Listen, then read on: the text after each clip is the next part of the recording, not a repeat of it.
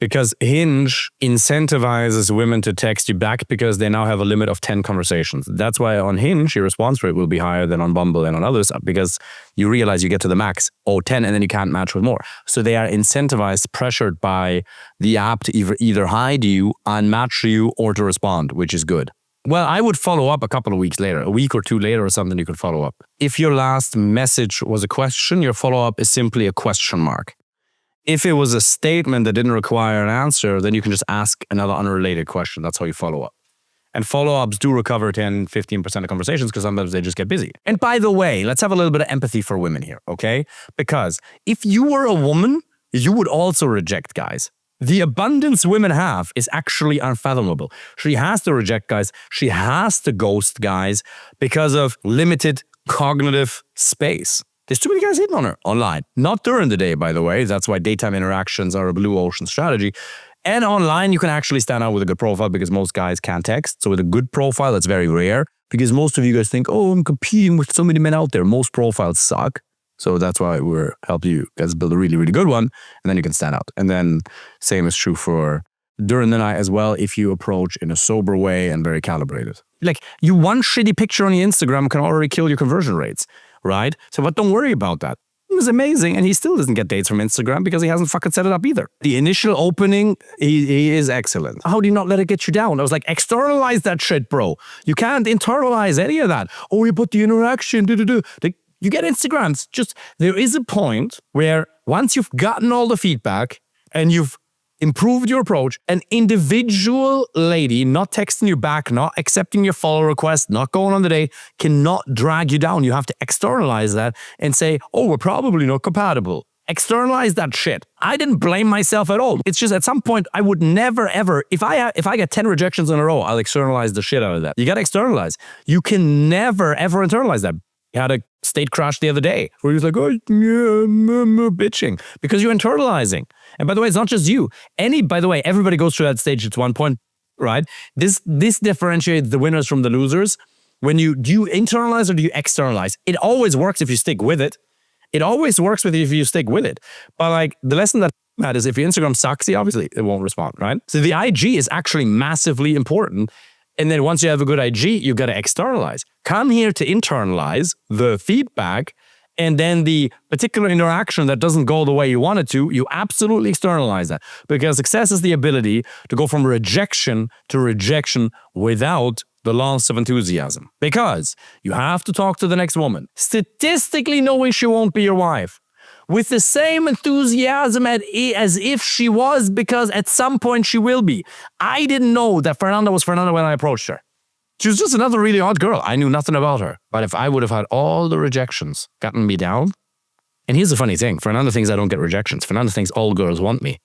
Anybody who's open with me, see me get rejections. This is an inner game, my friends, and you have to come here and fucking talk to me every week.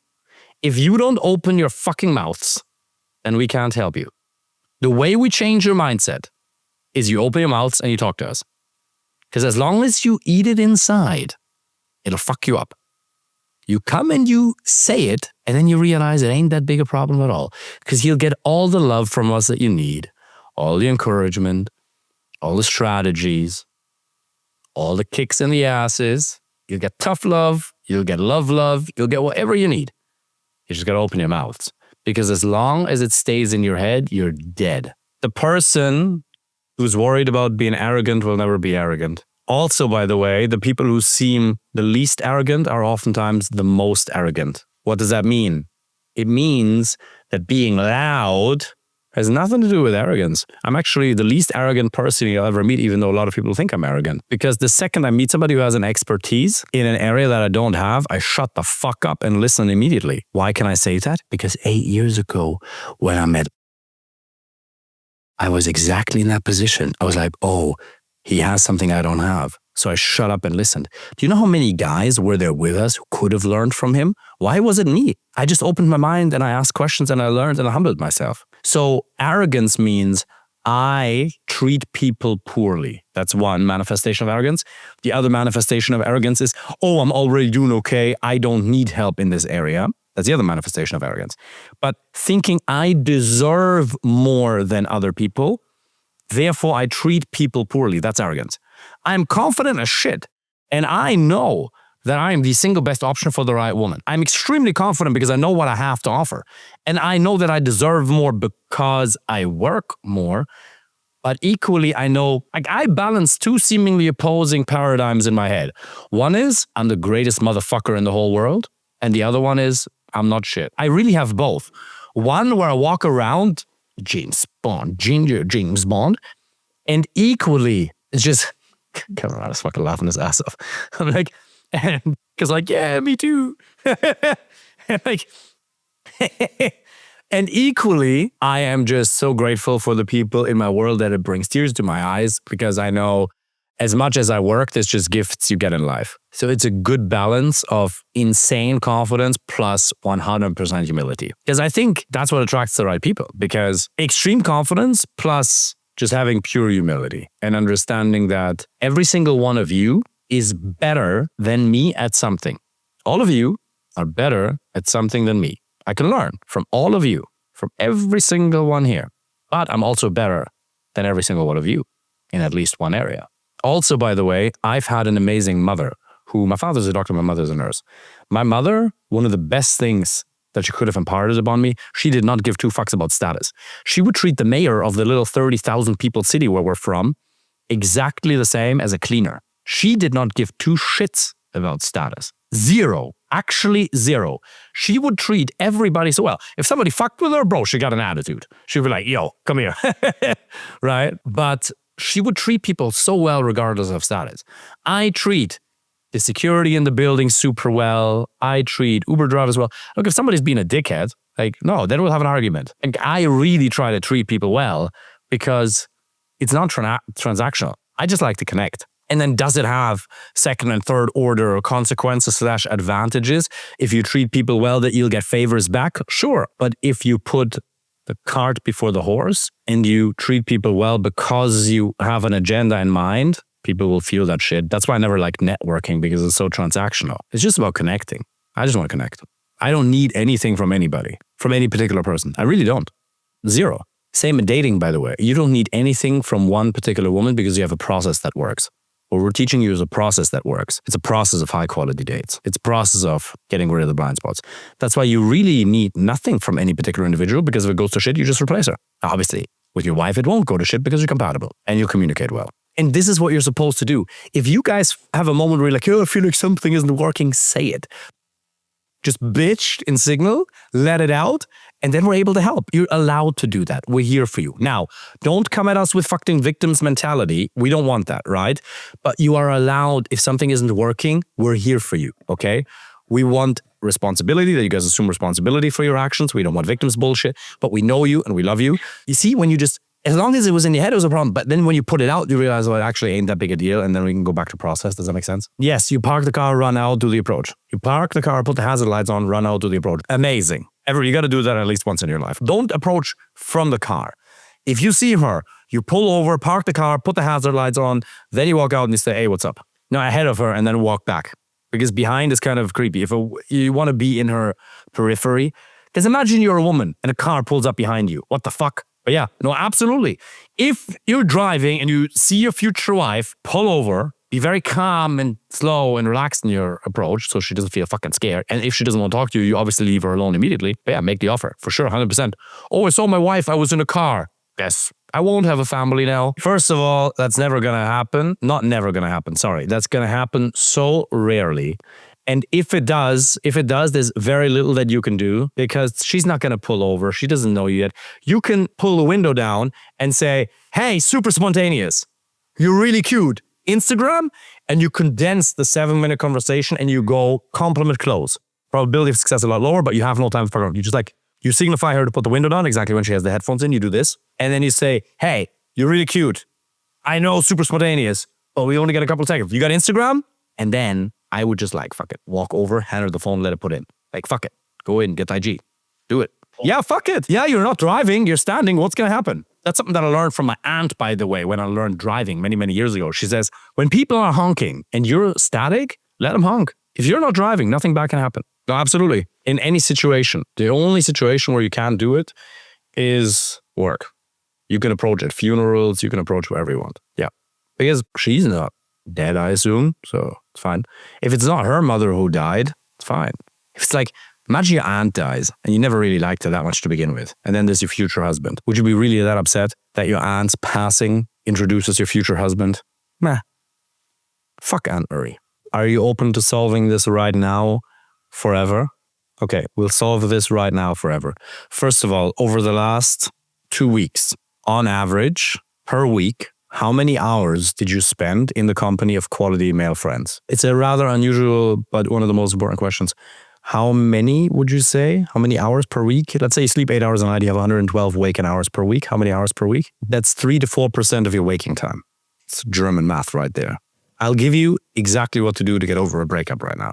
The single most important thing is time with quality male friends.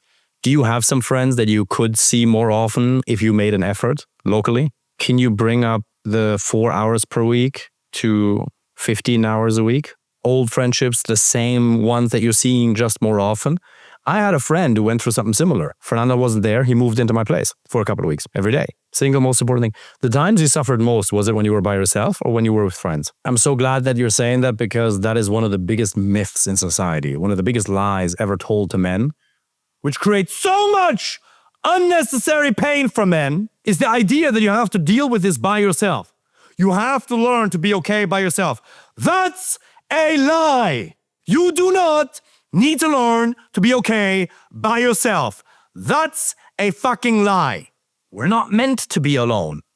Hundreds of thousands of years ago, when our brain evolved into its current form, we were in tribes of hundreds of thousands of people. We were in tribes of 100 to 200 people. We had men around us 24/7 every day. I'm a bit of a loner, 5 hours a week.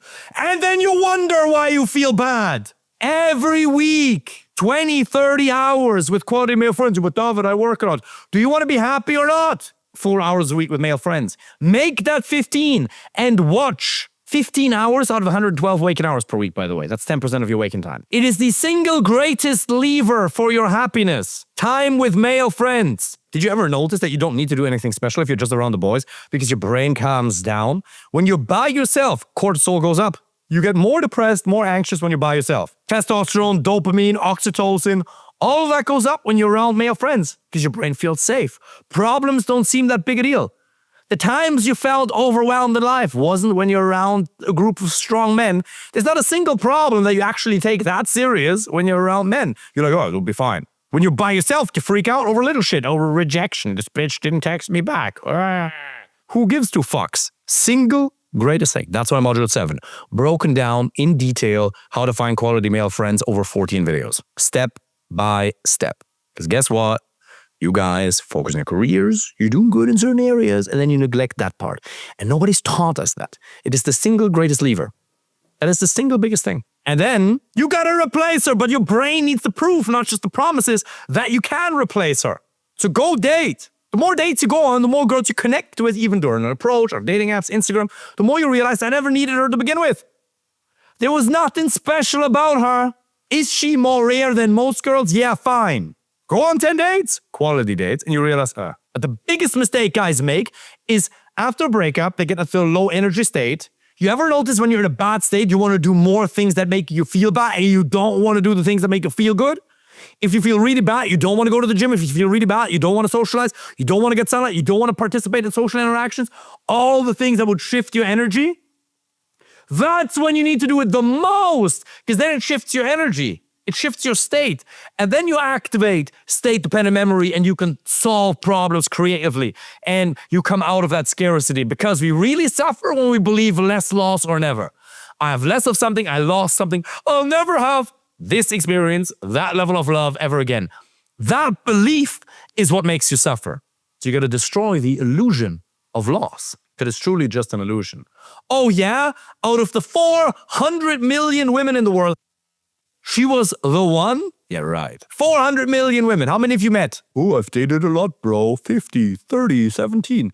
400 million and she's the one. There is no the one. The one doesn't exist. You can find somebody who's very, very special. You can find a woman who's more rare than 99% of other women. But even though that's a very low percentage, the total amount in the world is still great. But most importantly, you just need to meet your need for love and connection. Because if your need for love and connection isn't met, then you suffer. And she was just meeting your need for love and connection. And it isn't to say that after a breakup, you won't be sore for a little bit. It's like an injury. Like, your leg is broken and needs to heal. Yeah, for sure. But if you intensely suffer for more than a day, 2 or 3, it's just strategic error. Now, obviously, it'll heal and you'll have waves.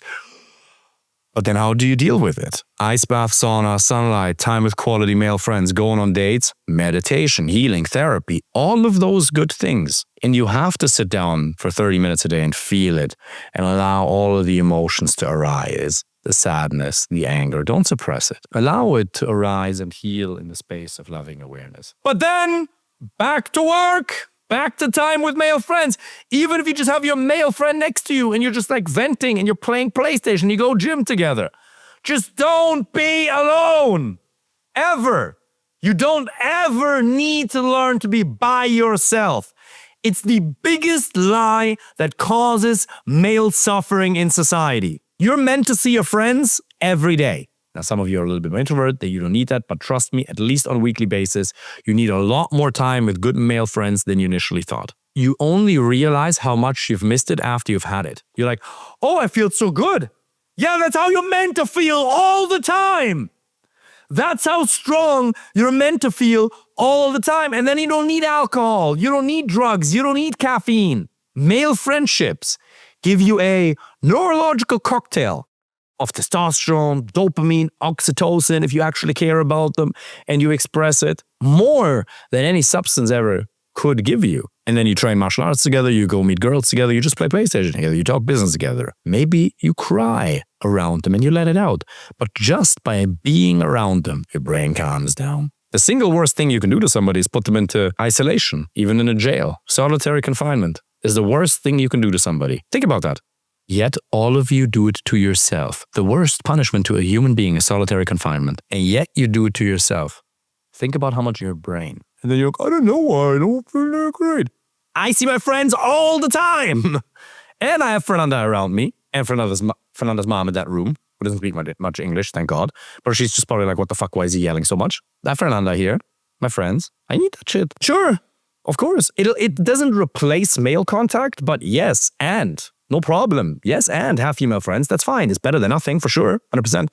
But yes, but also fucking, bro, spend some time with me and my friends. Dude, you'll wake the fuck up. We're gonna fucking shake you, bro. We're gonna shake you back alive. We'll grab you and we'll remind you that you don't need her. And you have somebody telling you that. You just need to find the solution at a systemic level. Systematically. Most of your problems can be solved at a systems level. Block time in your fucking Google Calendar or Outlook if you're a weirdo. I'm joking. For quality male friends. Or lock it, just like the gym.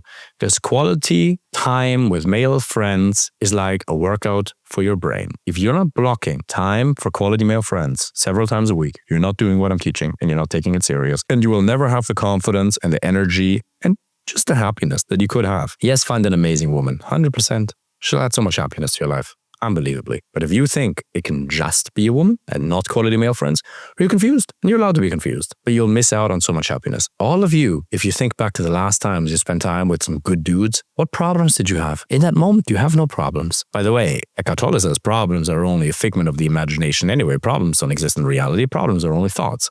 There's pain and not pain in the moment. But problems are only thought constructs. And when you're with your friends, you don't tend to think about these things. Or if you think about them, because your brain is in a different state-dependent memory kicks in, lateral thinking is more accessible to you and you'll solve problems much more easily. And they seem much more handleable, much more easily workable. Why? Because you've primed, through a systemic element called quality male friends, a competent mental and emotional state. Go to the gym and talk to new dudes. Go to the sauna and talk to new dudes, right? You just got to talk to 10 dudes every week. Talk to 10 guys every week. Meet 10 new guys every week in private member clubs, in the gym, in the fucking supermarket. Don't give two fucks outside of the hotel. And then sometimes you'll have funny/weird, you'll have all kinds of interactions. I was outside of the Pan Pacific in London, where I always stay. It's a nice hotel. And then there's a guy, and I can see it's some fucking fancy Rolex. Like it's kind of like hidden under the suit like this. And so I'm coming out of the hotel. I'm not very well dressed because I think I was just dancing or I was just working out. And so in London, you don't just talk about somebody's watch, but he's sitting outside of the hotel. So I'm like, my opener is, hey bro, you're staying in the same hotel. And this guy looks rich as shit, right? Like gray hair, like looks like he sold a tech company or some shit, whatever. And I go, you're staying in the same hotel? Yeah, cool. And I hear Dutch accent. I was like, oh, you're from Holland? I was like, I'm from Germany also. And I was like, yeah, what watch is that? He goes, oh, that's a very special one. Very special. And I was like, you wear that here in London? And I was like, yeah, not in London, but like outside of the hotel I will, but like then I wouldn't. And he asked me, what watch do you have? And I'm like, yeah, only a Submariner. He goes, that you can wear in London. This one is special. I don't know, some 100K Daytona or some shit, right? I was like, I can tell you have no game, right? And I ask him, what do you do? I don't work. My wife works. So I understand. Okay, he sold his company probably. His wife has some passion project that's probably just costing him a little bit of money that he's financing, whatever the case may be. So you'll have those interactions as well with some dudes trying to flex on you. Do I give two fucks? Don't care. Bro, I'm in a business program with the same consultants that I've had for 6 years. They're amazing. There's so many fucking idiots in that program. Not the consultants themselves, they're awesome, but like some of the participants. I've met one of my best friends. He is one of the biggest weight loss and fitness coaches in Germany. Fucking genius that I've met through that program. I had to endure a lot of bullshit talking to a bunch of fucking idiots in that program who are still making money, who are still fucking bumpercluts, okay? So same with men. It is with women. You have to talk to a lot of people that you won't like to find the gems, but they are worth it and you'll sacrifice the width for the depth. By the way, do you think I'm in that state all the time? Look at this. That's 100 pull-ups. I did 100 pull-ups today. Again, I did 100 pull-ups 2 days ago. My hands are fucked. Do you know I do things every day for state? Every day. If you don't do things every day, you will not be in so-called peak state. Impossible. And if you're not, it's costing you money. It's costing you everything. The opportunity cost is greater than you can even imagine. Aha! Your aura. How can you tell your salespeople to keep sucking up rejections if you don't impose yourself? This is actually true. What I'm about to tell you guys, listen here. This is a true law of the universe. You will never be able to get good at approaches and get good at, your business will suffer. Your business will never do well. Your salespeople will never do as well as they could if you don't approach. It's a fact. It's a karmic law. Because you can't not get rejections and then tell somebody else to get rejections. You don't attract what you want, you attract what you are. Do you think your sales staff in your company will really perform at their best when you're telling them to be okay with rejections? If you're not, it doesn't work. The universe will punish you and it'll fuck your business. Mark my words. You want to test the universe? Take it actually serious. Get a bunch of rejections. Actually get good at it. Do the thing I'm telling you to do. And watch how the universe will reward you in a seemingly unrelated way by letting your sales staff perform better. It is a karmic law. You attract what you are, not what you want. And what you are your behaviors on a consistent basis. You can't tell them be cool with rejections. Like, watch what happens if you actually take it serious. That's why, by the way, the fastest way to infuse abundance in your life is to give to some people who can't give you back. Not as a tactic, by the way. Like, for example, yesterday I saw this homeless person and he was like, I was like, what do you want? Change. I don't have change. Like, do you want me to buy you something? You're sitting outside a fucking supermarket. Can I buy you something, please? Yeah, like a Mars bar and some crisps. I was like, motherfucker, that's why you're homeless, because you didn't even know how to nurture your body, right? I was like, cool. So I buy him the Mars bar and the crisps, because how dare I be a hypocrite? I also like chocolate, but I also bought him fucking 8 protein bars. I guarantee you he's protein deficient. So I was like, here, take it, right? Do you know how good I felt? I felt good for 11 minutes afterwards. I was like, oh, that felt great. I forgot that. Because you probably all give money, like some of you give money to family members, but you don't really feel it because it's just a transaction on the screen. You know when you're donating to family members or to causes and you give money, even substantial amounts, but you don't really feel it because you're kind of detached from it? You need to attach yourself a little bit. You need to experience what the money does. You need to give with effort. You need to give also money to people in person to see reactions. We don't just operate through screens. Give. When you have the least, give. When you feel the worst, give advice to somebody else. It always works. Contribution breaks the curse. Whatever you give, you'll get back tenfold. It's a fact. And that's why it's important to sometimes just give without expectation. We all have selfish needs that must be met, 100%. For sure. But you have to have areas or people in your life where you give without expecting anything in return. That is business. Yeah, you gotta fucking live and exist, of course. But there has to be. If your attitude is, I want to give more than I take, you'll all take. We're all going to take. But if your attitude is genuinely, I want to give more than I take. Why? Because I won't take anything with me. You won't take anything with us, but what you will take with you is how you impacted people and whether there's a gazillion people who are 40% happier as opposed to 40% more suffering. More positive emotion, less negative emotion. However, your particular contribution may add to that. No, easy. First of all, by understanding you can't have too many 16-hour working days in a row and still have peak productivity. Not happening. Just won't. Just understand that. I have 16-hour working days every once in a while, but you won't have 5 of them in a row and be equally productive, because what we want is productivity, not just time spent working. Productivity is units of output produced per units of time. Now, it's asymmetric. We're not working on a Henry Ford production line. So you can have one idea in a moment of silence that'll give you exponential returns. But the way you prep for hard and long working days, when it just is required, by taking breaks in the middle of it, where you have a 10-minute meditation session in the middle and you need movement. The hack is really movement plus meditation plus sunlight. So obviously your habits have to be on point. You have to have a strong workout every day, otherwise your productivity is going to go down. But as much as you can, go and take your laptop outside and work, because the weather in London is not just rain the whole day. Rarely. It's on and off. You have a couple of hours.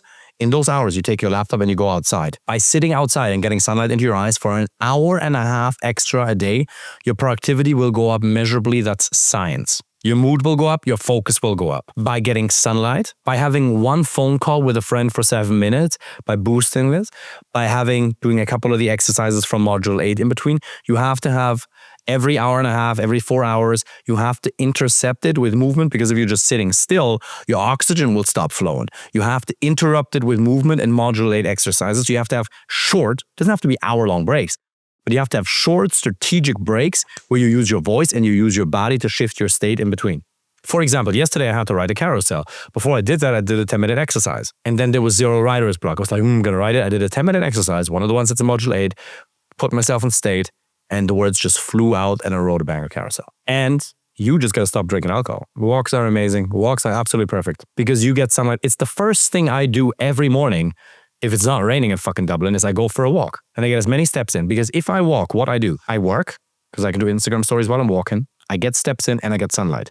Sunlight, even when it's overcast and you're out for an extra hour a day, you take your laptop outside, it'll have exponential returns on your mood, your focus, your productivity, your memory, your sleep. I gave you an example earlier. After I went on that epic rant, you know how I said, that's why nobody else has a program like that. That's why I'm the best. I'm affirming that. And I say that so often until I believe it. I actually say that shit out loud. I say it internally in my head.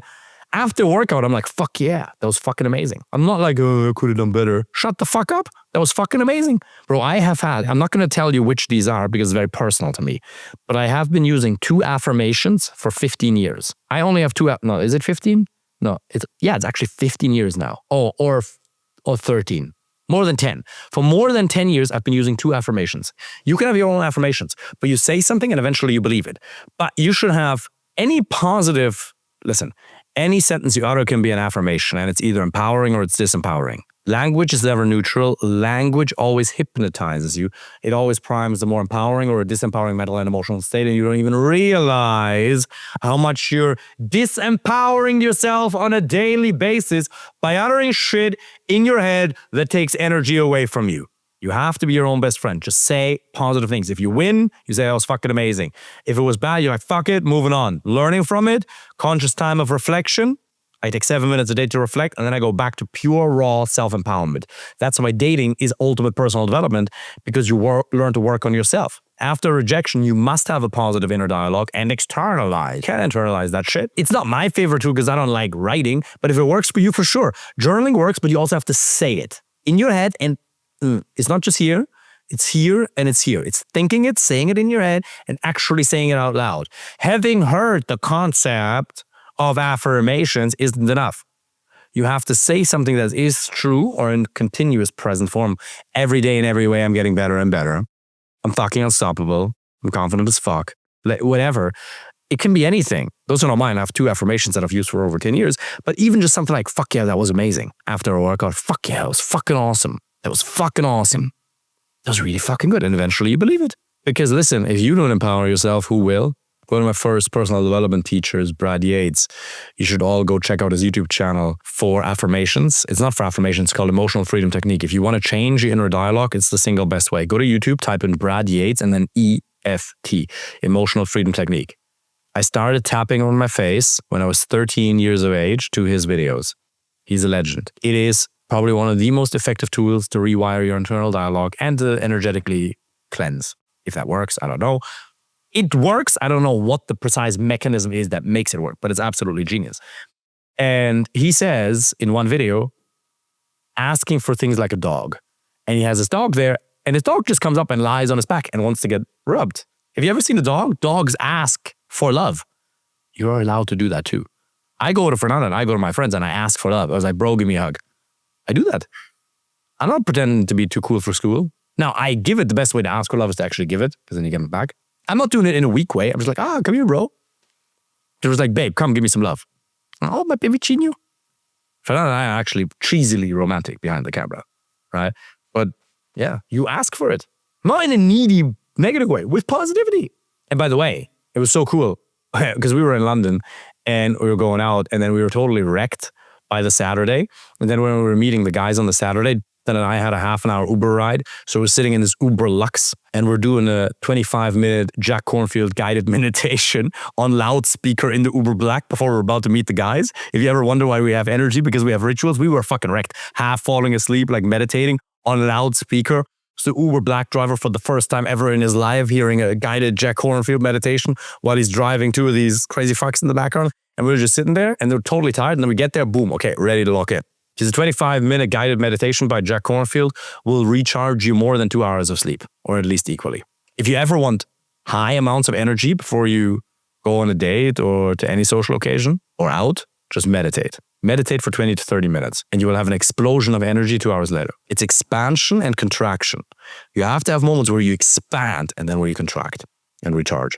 But then you expand and then you contract and then you expand in your own way.